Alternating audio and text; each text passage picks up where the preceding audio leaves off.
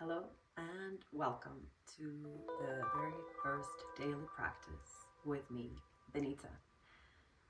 So in this very first video, I'm going to describe some of the options or alternatives for a comfortable and appropriate meditation or pranayama or breathing exercise posture. So, as you can see, I am currently seated in just a very simple cross-legged posture, also known as crisscross applesauce, like my daughter calls it. So this is a really great place to start if it's comfortable for you. So what's crucial about any seated meditation posture is that I'm able to hold my spine erect, long, lifting up from the crown of my head and rolling my shoulders back, keeping my chin very slightly tucked in. And importantly, my hips are generally, ideally, above my knees. Okay? So if this posture ticks all those boxes for you, then you can stop watching. This can be your chosen meditation posture. However, for some people, because of some lower back pain, tightness in the hips, or some other concerns, this isn't really suitable shape. So in those cases, I recommend using some props. So I have two cushions right here. You can use meditation cushion, yoga block, blanket, folded, whatever you have available. But right now I have these two cushions. So in that case, I would just kind of wiggle my hips on top of the cushions, and you could continue to sit in this similar shape. However, I found that for me, the best way to sit on a meditation cushion or pillow or yoga block is to actually place my heels directly in front of my groin. So this way you can see that my knees are definitely well below my hips. I'm able to have that nice long spine with my crown lifting up, my chin kind of naturally tilts down, my shoulders roll back, and this is a really good and comfortable shape. So for a lot of people, this is a good way to go. However, if for some reason sitting cross-legged or in this kind of shape doesn't work for you, you can use the cushions for another alternative. So that would be shifting the cushions like so, lengthwise, or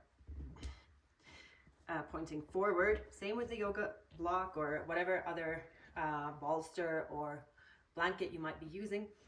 So in this case, I'm just sitting on the cushion with my toes pointing back. And again, you can notice that my knees are comfortably below my hips. And again, naturally, my shoulders can roll back. My chin is slightly tilted down. And overall, this is a really great alternative. And again, if there is any discomfort right when you take the shape, then there might be some necessary adjustments. In this case, for instance, if you have tension in the knee area, I would really recommend to get some more elevation. So get an extra cushion, extra pillow, fold the blanket a little bit more so that you can really find that length in the spine, comfort in the knees, comfort in the hips, and a nice straight posture. So that's a great alternative. Okay, then maybe for some of the practitioners who just naturally have more flexibility or mobility in the joints, you can come back on the floor and explore a half lotus. So a half lotus is similar to the cross-legged position or crisscross applesauce, but now I'm just placing one of my feet in the opposite groin. And this gives me a nice, again, long spine, knees below hips, and lots of stability.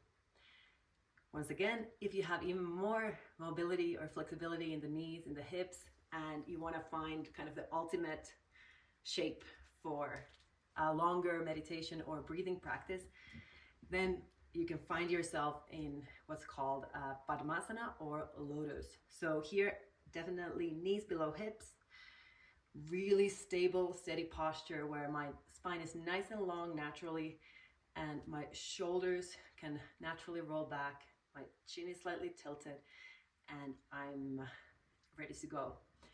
So especially in the yogic tradition, where when you advance your practice, you kind of go to longer and longer practice sessions, this is a really good shape to kind of work towards. Because this is actually kind of the most steady seated posture we can find. And I know that yogis in the past and maybe presently too have used this posture so that they don't fall over if they if they fall asleep during their meditation. So that's a great bonus too. Okay, so if none of these seated postures on the floor work out for you, you can do any of these meditation or breathing practices seated on a chair. And that's a great alternative also if you want to do a quick meditation, if you're on public transport or at work or wherever you are where you're sitting down in a chair. So just the same principles apply. Knees below hips, spine straight, shoulders rolled back, and chin slightly tucked in. That's important because our neck is actually, it's part of the spine, and we want to keep our whole entire spine long, straight, and the crown lifting up. So there you go. Those were some of the key seated meditation postures that you can use in your own practice. And